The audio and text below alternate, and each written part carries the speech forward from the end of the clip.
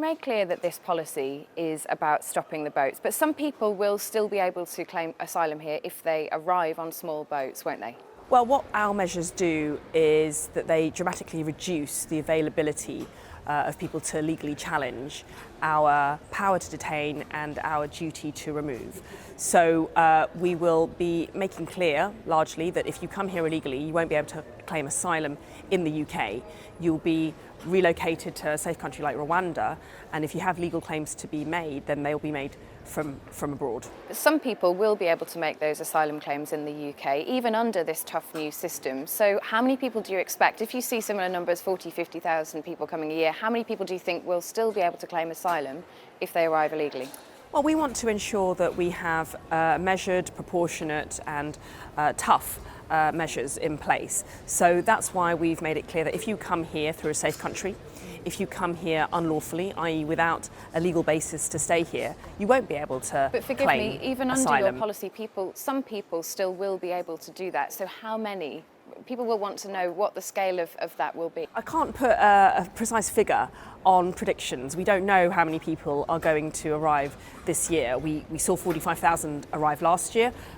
We can expect a similar number or even more in 2023.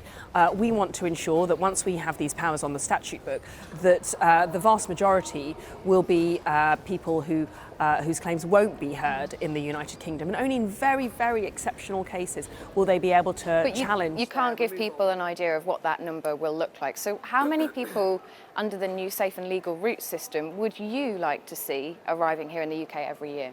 Again, I'm not going to preempt the discussion. What we are doing, something which I'm very proud of, is we're going to be institutionalising a process of determining a limit to the number of people coming via safe and legal routes. We'll have an important consultation with local authorities because we have to assess whether we've got sufficient housing supply. We will talk to public services. Have we got enough school places? Have we got enough GP places to accommodate and properly support people who are coming here through safe and legal routes, i.e. fleeing conflict, fleeing persecution? That's something we're very proud of. Some people say that number should be around 20,000 people. You will have a say, you're an MP, but you're also the Home Secretary. People look to you for leadership. Is 20,000 about right, do you think?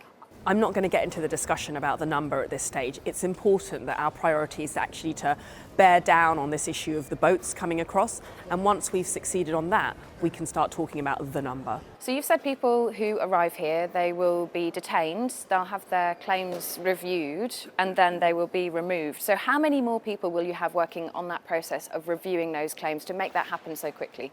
We're going to be increasing the number of caseworkers and immigration tribunal judges who will be available to consider any claims that are made. But importantly, we'll be dramatically reducing any avenue to challenge the power to detain people who've come here illegally. Only by issuing a writ of habeas corpus will someone be able to challenge their detention. That strikes the right balance so that we remove spurious claims, but we do allow the opportunity to challenge if there's been a mistake made or if it is unlawful. But I mean, you have tens of thousands of people in hotels in the UK at the moment. Some of them have been waiting 6 months, a year for their claims to be processed. For this new system to work, they have to be processed in days. So you're going to have to increase those numbers of people exponentially to make that system work.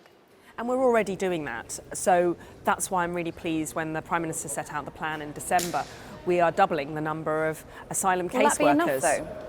Well, we have got a forecast. We're doing extra work as well to increase capacity, increase productivity. We're changing our process. Can you guarantee it will be enough? We are making a plan which we believe we can deliver. So we will have to increase our caseworkers. There will be a decision-making impact. So we need to make sure we've got those decision makers trained and equipped to make these decisions quickly and process them so that we can then relocate people to other countries. I mentioned those tens of thousands of people who are in hotels at the moment. This policy won't apply to them. Will they have to be processed first before you can process anybody under the new policy?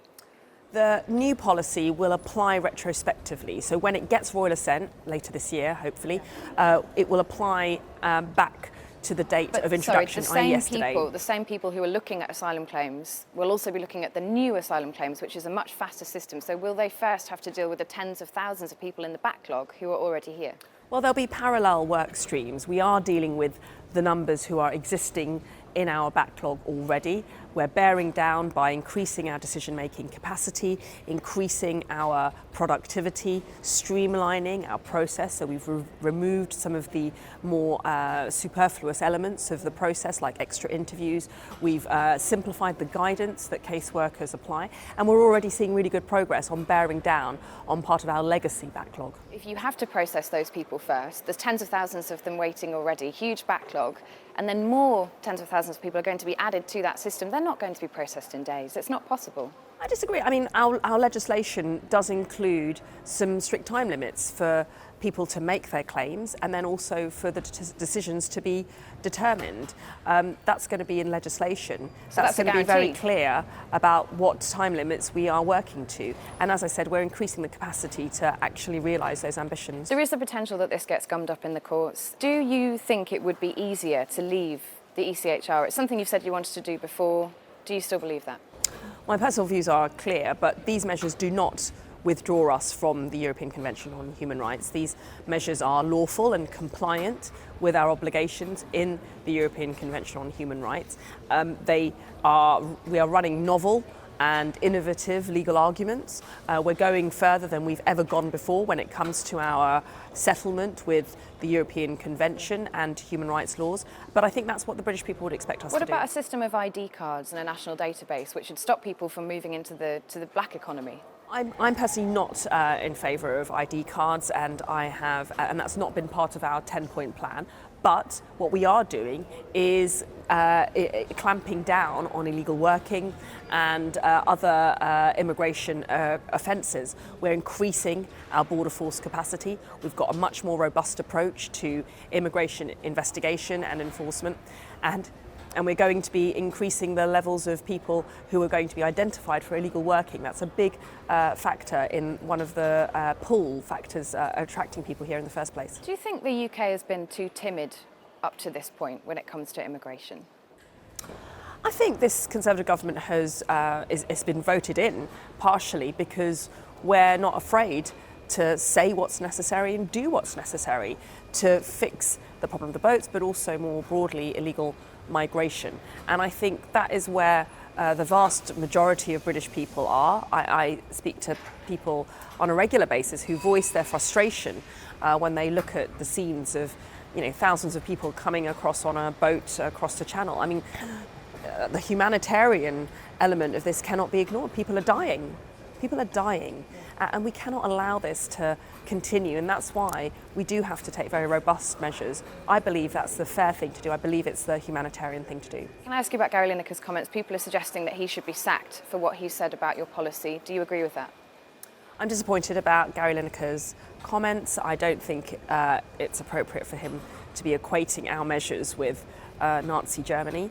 Our measures are on the side of the British people. We are making it clear that if you arrive here illegally, you'll be detained and swiftly removed. That's what the British people want to see. That's what they want us to do, and we are doing it. Should he be sacked? That's a matter for the BBC. I'm not going to get involved in their own internal HR matters. Suella Braverman, thank you very much.